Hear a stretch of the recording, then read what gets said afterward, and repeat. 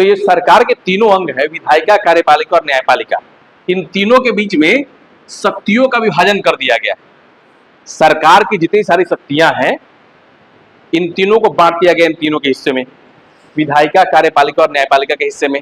और शक्तियों का बंटवारा इस प्रकार से किया गया है कि इन तीनों में से किसी के पास एक दूसरे से ना ज्यादा ताकत है ना कम ताकत है, सब बराबर है। मतलब यह है कि सब क्या है, एक ही लेवल पे है। तो एक ही लेवल पे है, तो ये रेखा किस तरह की बन गई, क्षैतिज रेखा। इसी को क्या कहते हैं, सत्ता का क्षैतिज विभाजन या वितरण।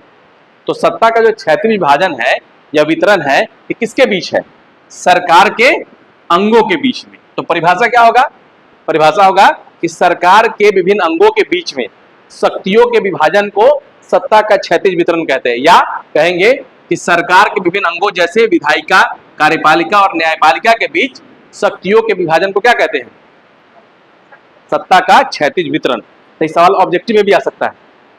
ऑब्जेक्टिव में सवाल क्या बनाएगा कि सरकार के विभिन्न अंगों के बीच में सत्ता का किस प्रकार का विभाजन होता है। 1 नंबर में क्षैतिज, 2 नंबर में ऊर्ध्वाधर, 3 नंबर में दोनों, 4 नंबर में कोई नहीं। क्या होगा, क्षैतिज। समझ गए।